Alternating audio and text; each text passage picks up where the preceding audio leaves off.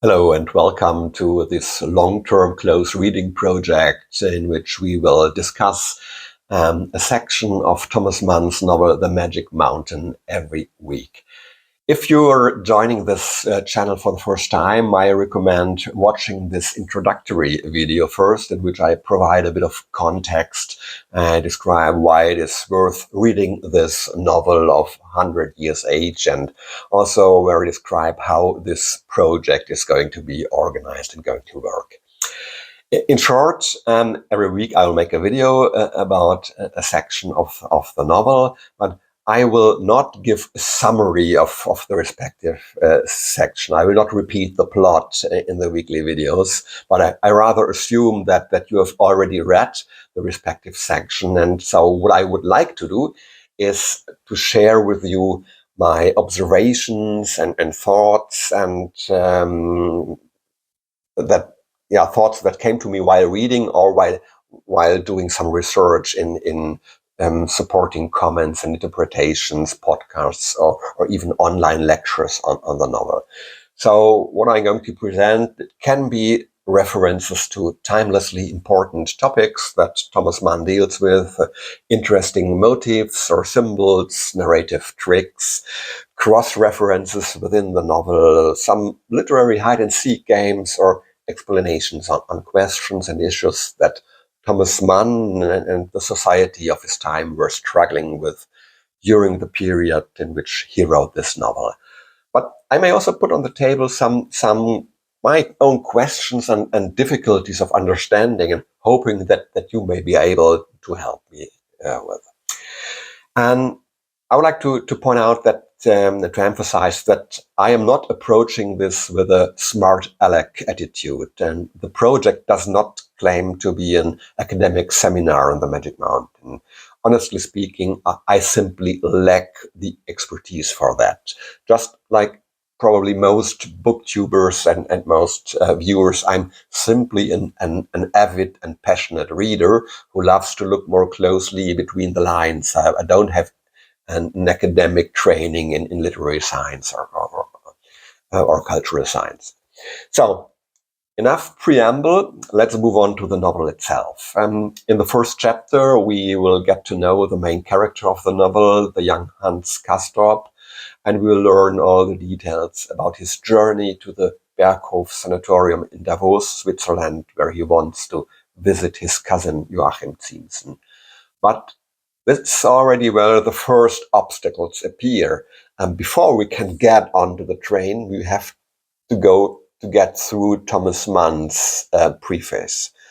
This is a real Thomas Mann text with long and winding sentences, full of twists and turns, like a mountain railway. And even in terms of content, we get a first therapeutic shock here from the cold, almost sterile mountain air that blows towards us from this very abstract section, this foreword. I have to say that I have read The Magic Mountain twice before, 30 years ago and 10 years ago, but I have to admit that it was only on my third reading now, with the help of some comments and interpretations, that I realized how important this preface is for understanding the entire novel, and how many of the novel's central themes are presented here by Thomas Mann in his somewhat laborious way. And I think that in order to understand this preface, we will have to go back in history and look at the time the novel was written. I tried to keep it brief as possible. Thomas Mann wrote the novel in fits and starts between 1913 and 1923-24. That means that the period of the First World War, 1914 to 1918, took place in the middle of the novel's gestation period. And the First World War was a traumatic experience for an entire generation in Germany, in Europe, and in other parts of the world as well. And this experience of the war atrocities, of the cruel destruction and annihilation of human life for really trivial vain goals, and a time in which almost all cherished truth and certainties were trampled on, crumbled, destroyed, and broke. In Germany, for example, with the abdication of the Kaiser, of the emperor, and the founding of the Weimar Republic, a democracy, the entire worldview of the major part of the society collapsed. The state was no longer what it had been, no longer an authoritarian power structure based on divine rights of the Kaiser and the people's obedience to authority, with an emperor as the fully accepted supreme authority to whom the subjects should look up admiringly with trust and confidence. All that was gone forever. And then there was an extreme inflation in Germany at the beginning of the 1920s, which destroyed the entire wealth of many people. An economic crisis with mass unemployment and without all the safety net measures that we have today. So in that time, people literally died or starved and froze to death on the streets. And there was a lot of political unrest as well. There was a couple of political coup attempts. For example, the first failed Nazi coup attempt in 1923, and there were others as well. Ministers were assassinated in the streets. In other words, everything that people knew and that gave them security and the ability to plan for their future has been destroyed and disappeared. And there was something new, a new order of the state, of society, a new democracy with freedom of speech and women's suffrage and so on. But this young democracy was still very fragile, not fully developed, and constantly in danger from extreme political ideologies, from the extreme right and the extreme left. And large parts of society could not yet come to terms with the new values and the new order. Uh, Not just because they were stubborn, but much simpler, just because they did not see that these new values, this new system would enable them to lead a good life and to get along. On the contrary, many were afraid of being left behind, and rightly so, it happened to many. So the old had passed and the new had not yet fully come into being. And at all levels, in the private and in the public sphere, there was a lot of uncertainty, confusion, a lack of direction. And what Thomas Mann is doing, that he's looking exactly at this threshold situation immediately before that, where we already see that there already immediately before this catastrophe, there was this uncertainty and lack of clarity. And I think this aspect is at the heart of the entire mountain range of ideas that is developed in the Magic Mountain. And as I mentioned, the novel is not focused on the great upheaval and the great catastrophe itself, but rather on its prequel, to show how the uncertainty and the catastrophe had been in the making for a long time, and how a person or man in general experienced this uncertainty and how he seeks orientation in a disoriented time. And it's disoriented because there are so many contradictory offers for orientation on the table. How he becomes rather the plaything of external mechanisms that he cannot control, and how this external uncertainty is also reflected in an inner conflict and contradiction. And I think this is what Thomas Mann wants to show us in the story of Hans Castorp. And this intention he is going to make clear in this preface, in this foreword. And I think some points he makes them very clear from the very first sentence of this foreword. He makes it very clear that this story is not about Hans Castorp as an idealized hero. I quote from the John Woods translation, I think. The story of Hans Castorp, which we would here set forth, not on his own account, but for the sake of the story itself. In other words, because it's the story that is important. The situation in which Hans Castorp finds himself and in which he experiences it is important because it is somewhat timeless, representative. The entire second and third section of the preface, which revolves about the effect and meaning of time, make two things very clear. Firstly, the story is, in a figurative sense, ancient history, because it took place before a huge divide, before this huge existential upheaval and change, or as Thomas Mann puts it, before a certain crisis shattered its way through life and consciousness and left a deep chasm behind. In the long ago, in the old days, in the days of the world before the Great War.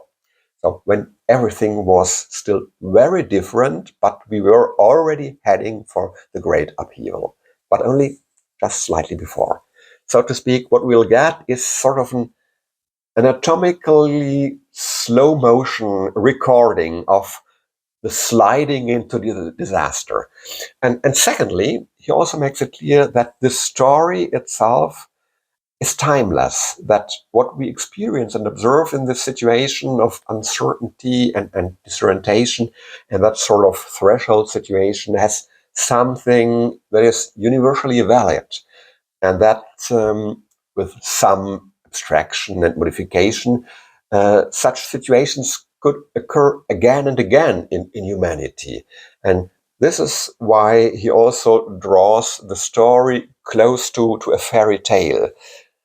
I quote from the text, our story has, of its own nature, something of the legend about it now and again. And here I think the English translation I'm using is a bit weak. It has the word legend, but actually a better translation of the German word used in the original, the German word Märchen, would be fairy tale. However, I think whether legend or fairy tale, I think Mann makes it clear that we can expect to find in the Magic Mountain a narrative style and narrative elements that, like in legends and fairy tales, is full of symbolism and allegories that are not tied to a particular time and situation, but are in some way universally valid. And what I find extremely clever about the way Thomas Mann has written this preface, and indeed the whole first chapter, is that this uncertainty that he is describing, it oozes out of almost every pore of the text. If you look closely at the sentences, the preface is full of them, of those uncertainty statements that really make your head spin, because most of the statements that are made are already made with some reservations, like it could be, it would seem, or by inserting intermediate sentences or endings that rightly invalidate what has been said before. And this starts with the very first sentence. The story is explicitly not told because of Hans Castorp. But then it is important that it is his story. So there's already this contradiction here. And the narrator characterizes himself as a murmuring conjurer or wizard. And that is something, a narrative situation, a murmuring conjurer or wizard of a rather dubious reliability.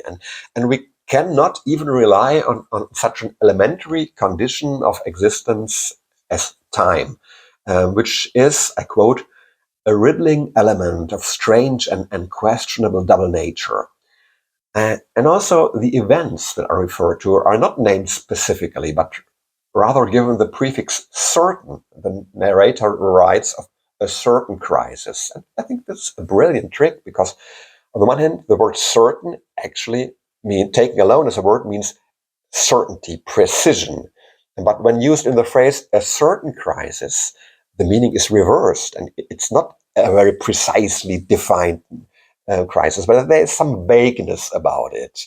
That may seem like a pedantic reading of tea leaves, but I believe that in a text like this, every little detail was consciously formulated by Thomas Mann to have multiple meanings or to convey a very precise message to the reader. And as this sort of density of writing runs through the entire work, I think a very thorough, close, and slow reading is worthwhile, because only this way the many layers and levels of meaning in the text can be revealed and identified. And if we take this as a sort of reading guide with us from this foreword, then reading the novel will not be an unsurmountable mountain for us, but a journey that is maybe sometimes exhausting, but still immensely rewarding. And Mann also promises that in this preface that we will discover many details, that it will be a rich story. He will, I quote, tell it at length, thoroughly, in detail. But here again, in the next section, it's interesting to note that the narrator himself is also unsure. He does not know how long the story will take. And so it's best not to make any assumptions in advance, he says. And even the narrator is even grossly mistaken. I quote, "Heaven forbid it should be 7 years." But actually, small spoiler, it will take 7 years. So that 7 years is the time that Hans Castorp will stay on the Magic Mountain. So the narrator in himself is not a reliable authority for us. This becomes evident right from the very start of the novel. So we have to be on our guard when reading, and even if the narrator is addressing us directly, we should not believe him too naively. He too can be mistaken or lead us astray. Okay, so I have already used almost all the time for a normal video, and we've only got through the first 1.5 pages, but I think it was worth the time and effort to do so. And as unwieldy and inaccessible as this preface may seem at first glance, I think it's worth reading this short section 2 or 3 times with this background in mind, in order to discover and enjoy all the hidden messages and narrative tricks. So to summarize once again, what does the narrator tell us in this preface about what awaits us in the novel The Magic Mountain? Society is heading towards a threshold situation and a crisis in which all the old rules and all the old certainties will break down. And this is already foreshadowed by an all-pervading uncertainty, disorientation, and entanglement in many contradictions. And this is a situation that was not unique just for the years 1913 to 1924, but such times of uncertainty occur again and again, in which the old no longer applies and the new is still unknown and uncertain. And I think we are ourselves in the middle of such a situation. And the whole thing is not told to us by means of a shining hero who overcomes everything, but by means of the story of an average person, an everyman who already carries many uncertainties and contradictions within himself, and whose experiences are meant to be read like a fairy tale or a legend, like an allegory, in which we encounter events and thoughts that are timeless and can also be applied to current situation. Okay, having said this, let's finally get on board, close the doors. We have to sit down with Hans Castorp on the train to Davos. The novel begins, the first chapter begins with this description of Hans' journey by train in great detail, including all the names of all the stations where he changed trains. And I think the description of the distance and the inconvenience of the journey is intended to emphasize that Hans Castorp is entering a world that lies far beyond his previous horizons, a world of its own. Now, that is completely detached from the ordinary world that Hans is used to. In some of the interpretation guides, I found the beautiful comparison that the environment of a remote sanatorium to which Hans Castorp travels and where he will spend the next years is something like a laboratory constructed by Thomas Mann. So a clearly defined environment separated from normal life with its own strict rules and conditions, and in which the narrator presents us with the further development of Hans Castorp like a scientific experiment under well-defined and controlled conditions. And to emphasize this special nature of this laboratory situation detached from normal life, it helps to first describe in much detail how this specific world differs from the familiar world of Hans Castorp. And where he is heading to, it's a threatening world. If you look carefully at how Thomas Mann, scattered here and there in subordinate clauses, describes the world into which Hans Castorp is entering, there's nothing of natural beauty and a homely mountain idyll. There's always something threatening, foreign, bleak, and wild about it. So some quotes from the text. The wild and rocky route pushes grimly onward into the Alps themselves. So this is not a fun trip to a summer resort. There's talk of among rocks, dark fir trees aspired towards a stone-gray sky. There are pitch-black tunnels, wide chasms, traces of snow in chinks and crannies, wretched little shanties of stations, bare, mist-wreathed rock. So this is one aspect, the threatening aspect, non-welcoming aspect of the destination. But here too, the other aspect that stands out is the way the atmosphere is charged with a mystical, almost religious meaning. Hans Castorp travels to a realm that has something of the Old Testament setting about it. It's like the journey of Moses to Mount Sinai. Yes, a magnificent succession of vistas opened before the awed eye of the solemn, phantasmagorical world of towering peaks. So that's how it's described in the novel. So this is like a journey to a holy mountain.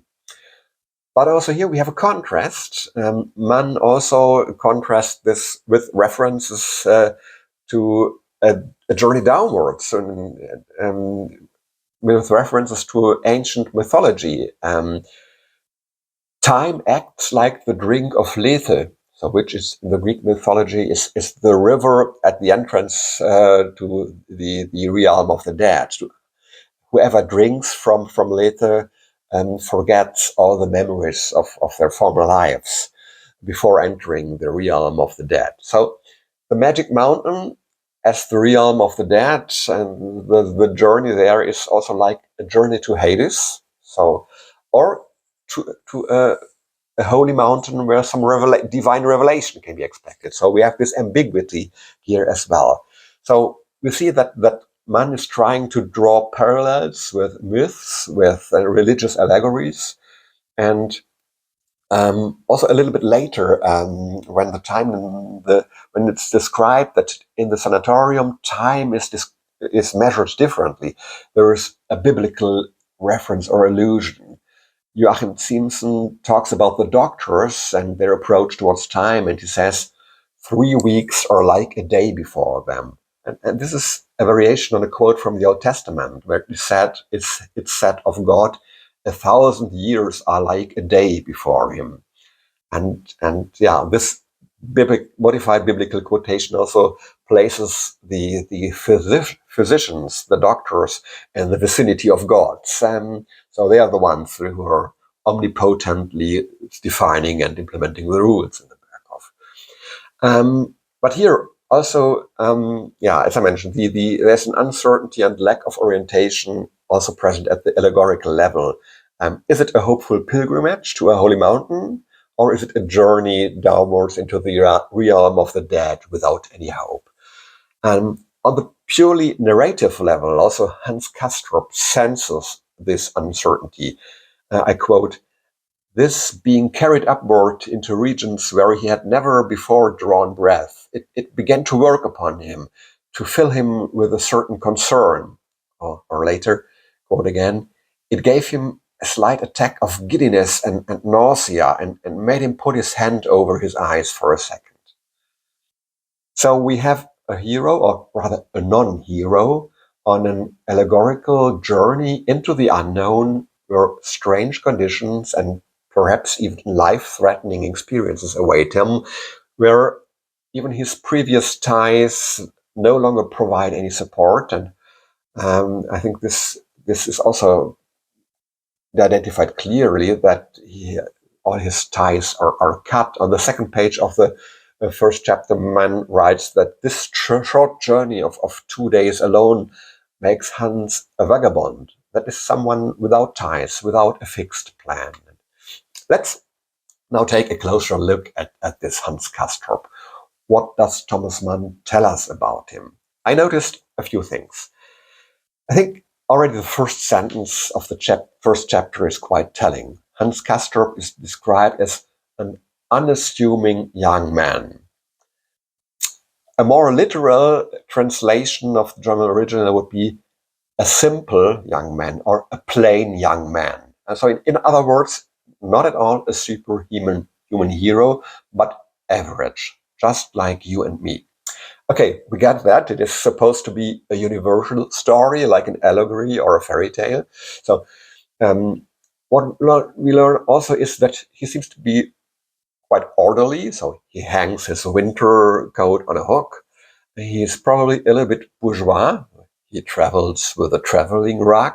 Who on earth does that? Nowadays, at least. He values or he respects the conventions of the bourgeoisie. He likes fashion. He has a fashionable silk-lined collar.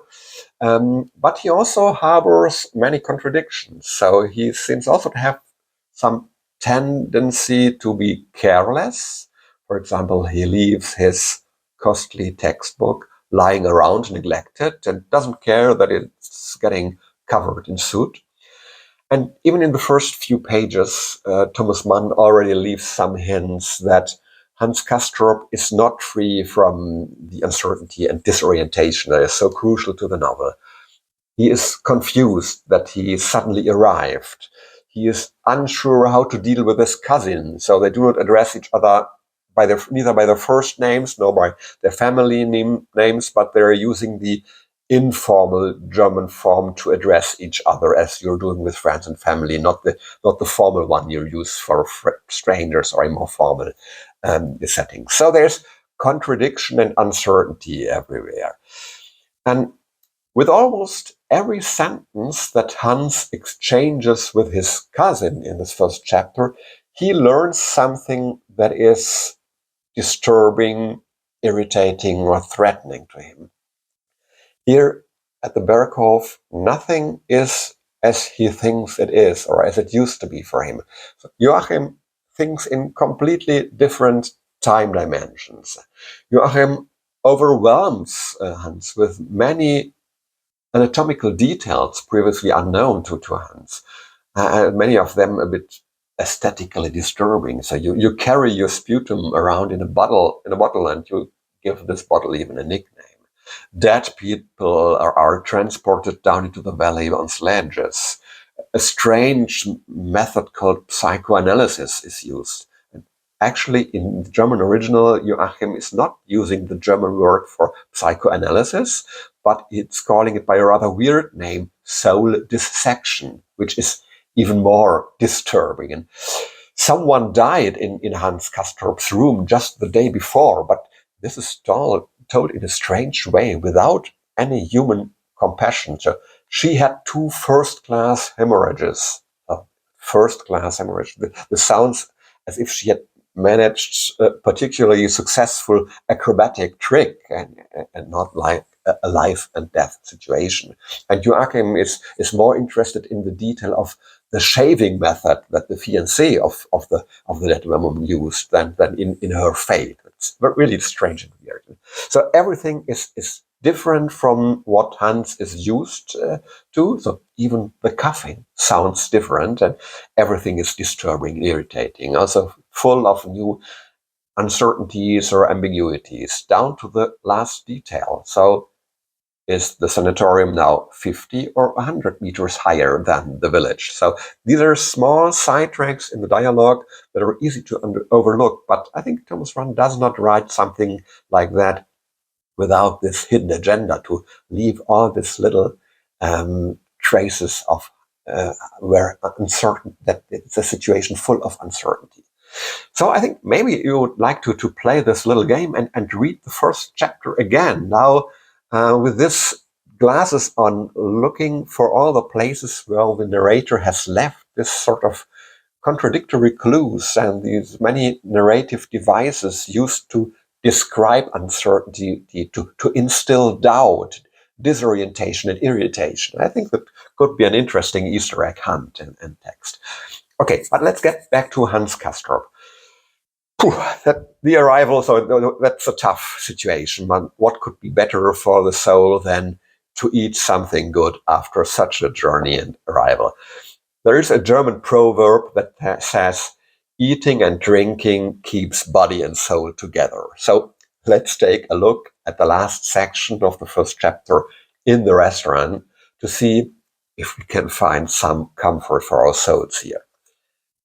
And indeed, here the narrator allows Hans Castorp and us a little breather. The Berghof is perhaps not hell after all, or at least if it's hell, they eat and drink well there. So we learn something else also about Hans Castorp in this restaurant situation. Some details, but telling ones. So his ancestors were pious, observant. They said grace before eating, but he doesn't do that anymore. So which suggests that he had already broken away from some of the values and traditions of the past. And that dissolution of values is beginning to emerge. And he can also be a bit touchy. So he's sending back the bottle of red wine because it's the wrong temperature. And we also see his contradictions shining through in small actions or gestures. He eats a lot, even though he is not very hungry. His face is burning with heat, but actually he is cold all over. So there is all these discrepancies here. And okay, let them eat and drink in peace. And so after that, well, full and probably a little tipsy, the two cousins, Hans and Joachim, make their way into their rooms. And there is a first encounter with one of the senior physicians of the sanatorium, with Dr. Krokowski. And we will come back to him in later chapters. But just briefly, I think this encounter is also full of elements of insecurity and disorientation or discrepancy. So Krokowski's clothing is a contradictory mix of clothing styles. And Hans Castorp cannot tell from Dr. Krokowski's statements whether Krokowski is friendly or annoyed. And so he goes into the night with this confusion. And I think it's no surprise that after this confusing journey to this disturbing sanatorium, his dreams are also confused ones, illogical and completely incoherent. Well, I don't know about you, but for me, just after reading 30 pages of the novel, I am deeply impressed by how intensively I was drawn into the novel's theme, into this mixture of fascination, repulsion, and confusion, into this atmosphere of disorientation and uncertainty, all with sort of a little bit of glamour of a glorious past from ancient times, and how much we have already learned about Hans Castorp, about his character, his little weaknesses and vices and contradictions, his little vanities. And after just these few brush strokes that Thomas Mann has used to paint Hans Castorp, and I think that even though I've already spoken for well over half an hour, I think we have only just scratched the surface, and there's still a lot more narrative subtlety to be discovered in this first short chapter. So please feel free to write in the comments what else you noticed, where you have a different understanding of the text than I do. I would be very happy to read from you, because this long-term reading project is really meant to be a participatory and collaborative experience. It's not about my monologue every week. So I will stop here for today. What will happen next? The next step is on next today week, on Sunday, the 18th of August, 2024. The next video on the Magic Mountain will go online, and it will be about the complete chapter 2. That chapter 2 is about as long or as short as the first chapter, so I think it's not worth dividing it into several videos. We will deal with all of the second chapter in next week's videos. If you get bored in the meantime, please feel free to visit my main channel. I will link it here. For those who don't know it yet, it's called Polyglotreading. It has a much broader focus than this special side channel dedicated to Thomas Mann's Zauberberg. I will put also the link in the info box below. And I think that on my main channel, there will be at least one new video next week, probably the first part of a small shelf tour through my private library. So until then, have a great reading time, have fun with the novel. I hope to meet you next week for our next Magic Mountain appointment. So long, take care, and bye.